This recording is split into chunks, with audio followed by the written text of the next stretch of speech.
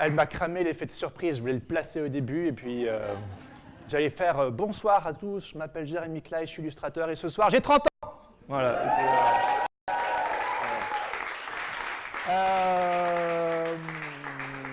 et je voulais aussi dire que du coup, ça aurait été très logique de fêter mes 30 ans avec ma femme, mes amis, et voilà. Mais vu que j'ai l'intention de dédier le reste de ma vie à la créativité, je suis entouré de créatifs ce soir, que demander de mieux. Voilà, donc merci à tous d'être venus si nombreux pour nous écouter, ça fait trop plaisir. Alors, le suivant, comme ça, voilà. Alors ce soir, j'ai envie de vous parler de comment un simple projet personnel m'a permis de connecter avec plus de monde, collaborer avec des personnes que j'admire, aller aux États-Unis pour la première fois cet été et présenter mon premier mini-talk lors du Icon Conference à Détroit, et lever des fonds grâce à l'aide de nombreuses personnes pour financer mon nouveau zine. Alors, je viens de Belgique et comme vous le savez, voilà, la Belgique est notamment connue pour ses frites, ses gaufres et sa bière, mais aussi pour ses bandes dessinées. Donc là, vous voyez une photo des bandes dessinées avec lesquelles j'ai grandi en tenant mon fils dans les bras. Là, j'étais comme ça, genre, ah, vas-y. Et donc voilà, comme beaucoup, hein, c'est la bande dessinée qui m'a mis le pied à l'étrier quand j'étais plus petit. J'aime bien dire que les Belges ne se prennent pas trop au sérieux. La preuve en image, la différence de taille entre le monument français par excellence et le monument belge par excellence, le Manneken Pis. Voilà, jugez plutôt. Mais vous voyez, on est plutôt sympa, hein, le 14 juillet, là, on déguise. Voilà. En Belgique, vous le savez probablement, officiellement, nous parlons 3 langues, le français, le néerlandais et un tout petit peu d'allemand. Mon père est flamand, ma mère est wallonne, c'est-à-dire qu'elle parle français. Autant vous dire que dans ma famille, la communication est relativement folklorique. Les réunions de famille avec mes cousins, qui sont les 3/4 flamands, en fait, pour mettre tout le monde d'accord, on parle en anglais. J'ai réalisé cette illustration en hommage donc, à notre fameux peintre belge Magritte pour représenter ces deux cultures, donc latine et germanique, qui vivent tant bien que mal au sein de moi. Voilà. Un jour, un journaliste de France Culture a demandé à Philippe Geluck, donc célèbre dessinateur du chat, pourquoi est-ce qu'il y avait autant d'artistes belges en Belgique. Donc je vais juste me permettre de vous lire ce petit extrait. Donc, nous avons le sentiment de ne pas très bien parler le français en Wallonie, dont c'est la langue officielle. Chez les Flamands, il existe plusieurs patois et c'est le néerlandais qui est devenu la langue officielle. En Flandre, on ne se comprend pas. À la télévision flamande, ils doivent mettre des sous-titres quand on interviewe quelqu'un de Courtrai, c'est pas loin de chez moi, pour que celui d'Anvers comprenne ce qu'il dit, tellement les patois sont différents. Les Flamands ne parlent pas très bien le néerlandais et les Wallons ne parlent pas très bien le français. Je me demande si ce n'est pas pour cela que nous nous sommes tournés vers l'image avec les peintres flamands, l'école belge de la bande dessinée. Au moins, par l'image, nous pouvons nous exprimer comme nous le souhaitons, si nous ne manions pas la langue comme nous le voudrions. Voilà, donc Philippe Geluck l'a dit bien mieux que moi, et je suis tout à fait d'accord avec lui. Depuis toujours, pour moi, l'image a toujours été un refuge, c'est-à-dire que j'ai toujours eu peur de mal m'exprimer ou d'être mal compris. En tant que voisin de la France, on a toujours un petit peu ce complexe de la langue. Donc je pense que depuis que, pour moi, l'image, on peut tous comprendre des choses différemment. Les différentes interprétations sont les bienvenues, il n'y a pas la bonne réponse. Et donc voilà, je pense que depuis que je suis petit, je fais la recherche du langage universel. Et je crois que c'est pour ça que, quand j'étais haut comme 3 pommes, j'ai dit « je veux devenir dessinateur » et je n'ai jamais changé. Donc voilà, j'ai dit que j'allais le faire. Donc quand j'avais 18 ans, quand j'ai eu 18 ans, je ne sais pas comment il faut dire, on s'en fout, je suis parti à l'Académie des Beaux-Arts à Tournai pour étudier le graphisme et la communication visuelle. Notez bien le mot communication. Donc là, c'est moi, là, hein, juste à droite. Là, j'ai l'air un peu de miséré. Voilà. Et après ce passage-là, je suis devenu graphiste, hein, vu que c'est ce que j'avais étudié. Donc j'ai été graphiste pendant 3 ans. Et j'ai découvert à un moment donné l'illustration que je nomme un petit peu le cousin du graphiste, Et vu que j'en avais un petit peu marre de faire des logos et des affichettes pour la fête du jambon, je me suis dit que je voulais devenir illustrateur. Voilà. Et c'est ce que j'ai fait quand j'ai déménagé à Paris en 2014. Alors il y a autre chose qui m'est arrivé, c'est-à-dire que je suis tombé amoureux d'une charmante femme donc, qui est française et qui habitait à Paris. Et j'en ai profité pour prendre mes clics et mes claques et pour déménager à Paris pour la rejoindre. Et nous sommes aujourd'hui mariés, nous avons un bébé de 4 mois. Et ouais, on ne s'ennuie pas une seconde.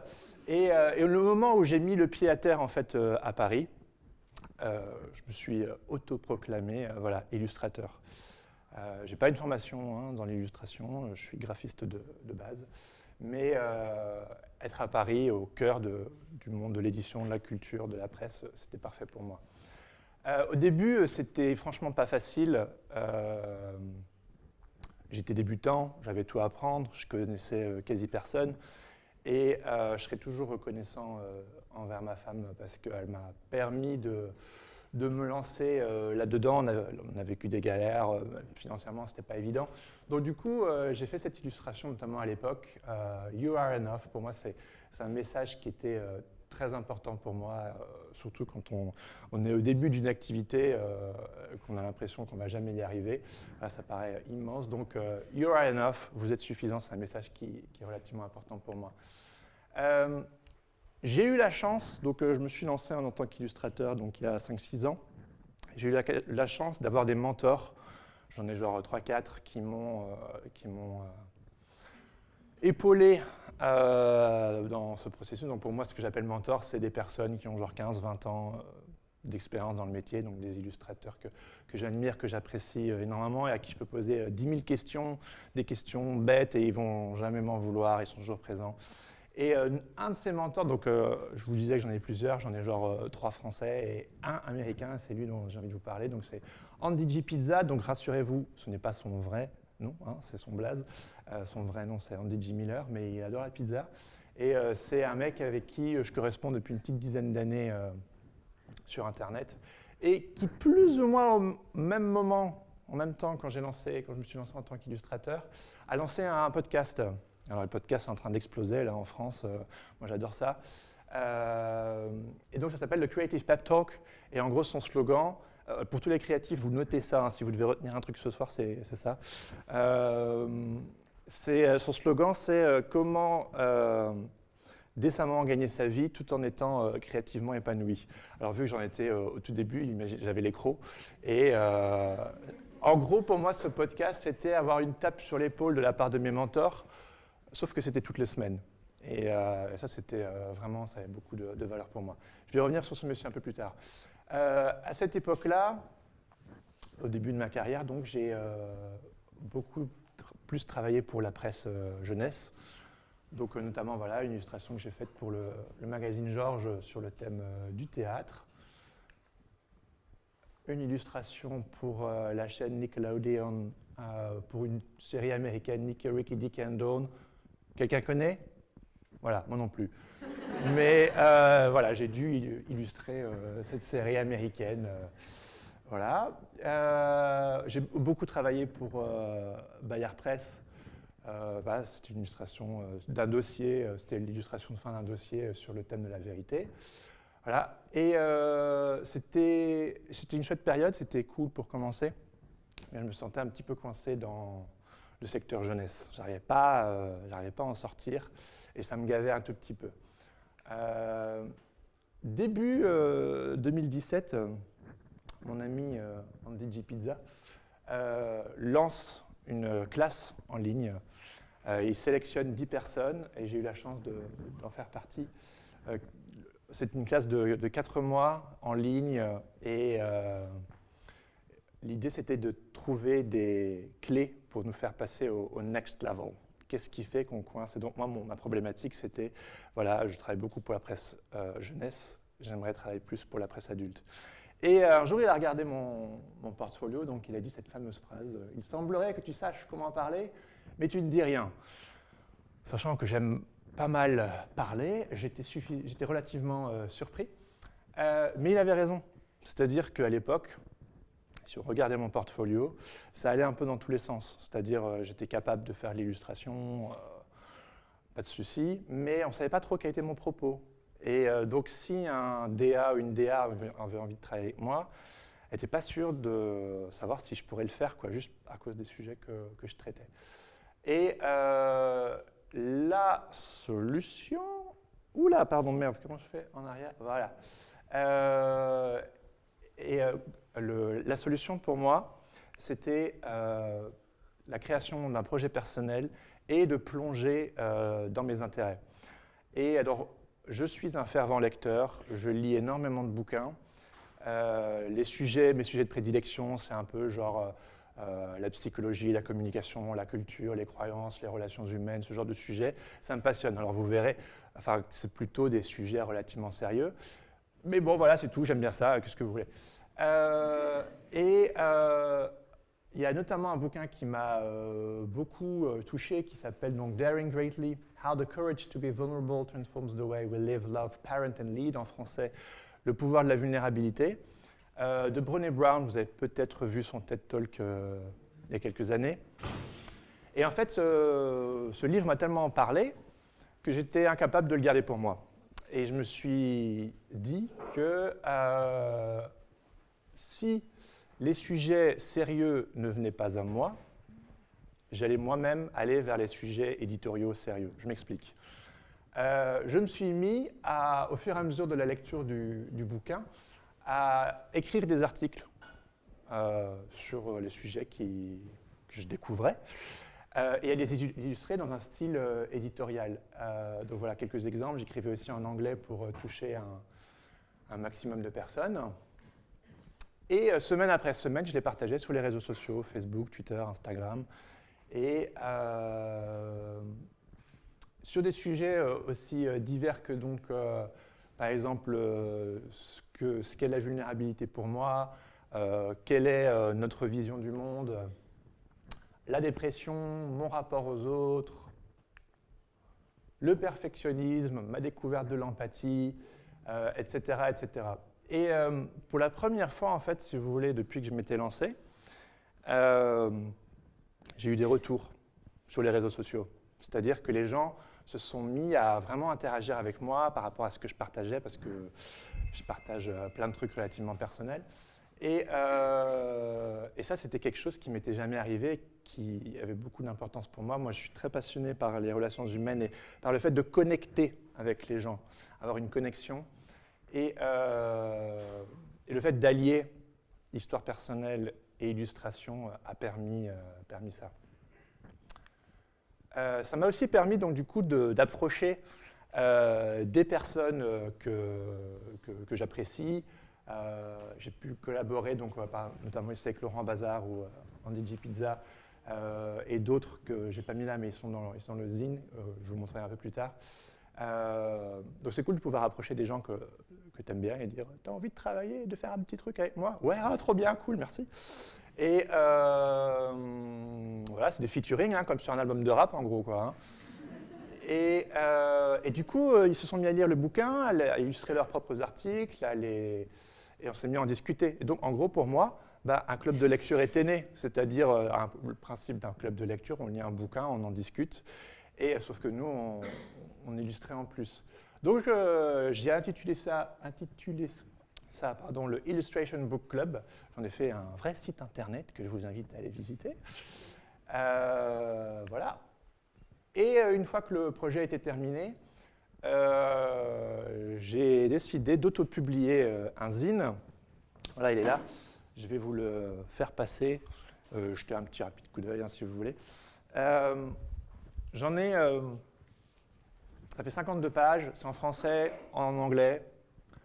J'en ai imprimé une petite centaine, tout seul comme un grand. J'en ai vendu une soixantaine et les 40 autres, je les ai envoyés à des DA, notamment, majoritairement en France et aux États-Unis.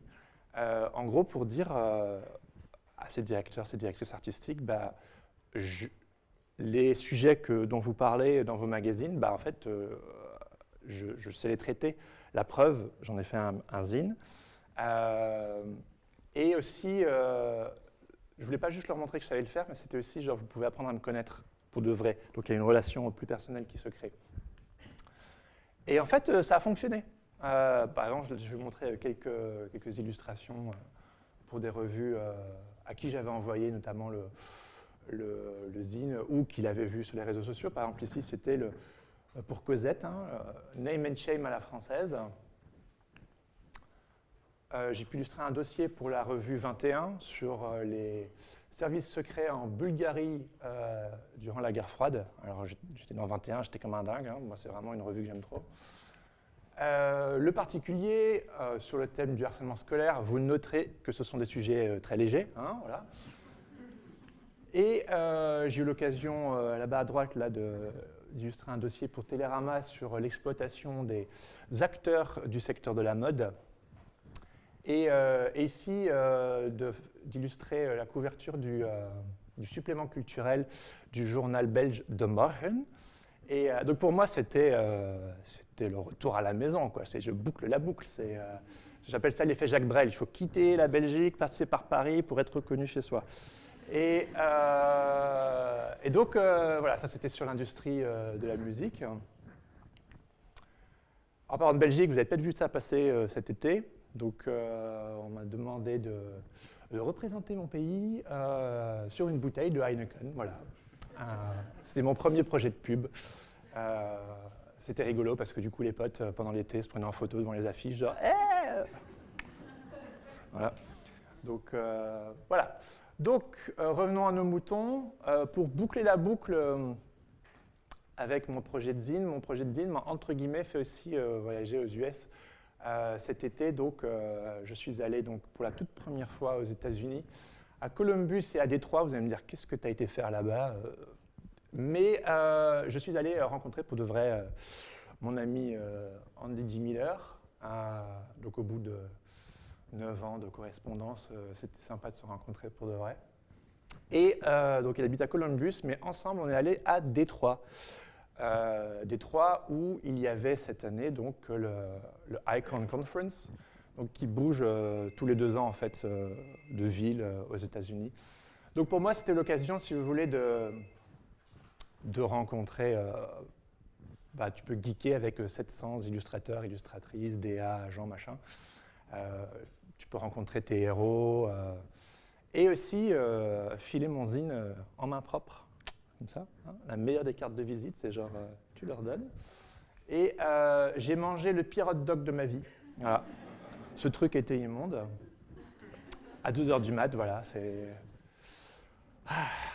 Mais j'ai eu l'occasion de faire un mini-talk de 6 minutes sur la scène principale. Et ça, c'était pas rien, devant un parterre de 700 créatifs, ça, c'était plutôt chouette. Voilou. Alors, je termine en vous parlant de mon actualité la plus récente. En gros, j'ai réitéré l'expérience dont je vous ai parlé tout à l'heure. Je vous ai dit que j'ai auto-publié un premier zine basé sur le livre Daring Greatly de Brené Brown. En gros, j'ai pris je me suis basé sur son nouveau livre, Braving the Wilderness, qui ne parle pas de la vulnérabilité, mais plutôt c'est un peu abstrait, mais du sentiment d'appartenance, de comment créer des liens, comment construire des ponts relationnels avec des gens avec qui on n'est pas d'accord, etc. Bon, c'est des trucs qui m'intéressent. Et en gros, pour la faire court, j'ai recommencé, j'ai commencé à illustrer, écrire mes articles, approcher les gens que j'apprécie, est-ce que vous voulez participer à mon club de lecture illustrée.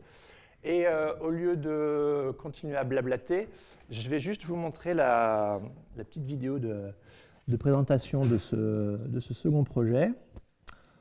Voilà, parce qu'il y a une petite campagne qui s'en est suivie. Alors, Enter Full Screen, voilà. Hello, my name is Jeremy Kleiss. I'm an illustrator, which means I earn a living drawing pictures. I also like writing and illustrating my own articles based on the books I've read. That's how the Illustration Book Club was born. And once the articles and illustrations are done, I like to release a real printed version of it. Yes, on real paper. Maybe you remember this one I released last year. So, this is my new upcoming zine, also based on Brené Brown's new book, Braving the Wilderness, including 17 personal stories about the quest for true belonging, why I make art, debunking ideological bunkers, humanizing people, building bridges, and more.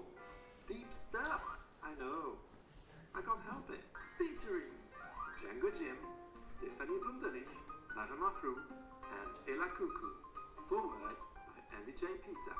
52 pages, written in English, translated into French. Please, help me get this new zine printed. I just want to mention, the reason I made this zine and the previous one based on Brené Brown's books Daring Greatly and Braving the Wilderness are because they had a big impact on me. Brené Brown writes a lot about living in a more vulnerable way, and this particular thing changed me from how I relate to people, how I relate to myself, to how I approach my beliefs. It even changed my work, so much so like I felt like I really had to make those illustrations and write that stuff down. And guess who came across my work? Contribute by pre-ordering yours. Check out the rewards by backing up the project on Kickstarter.com. Thanks!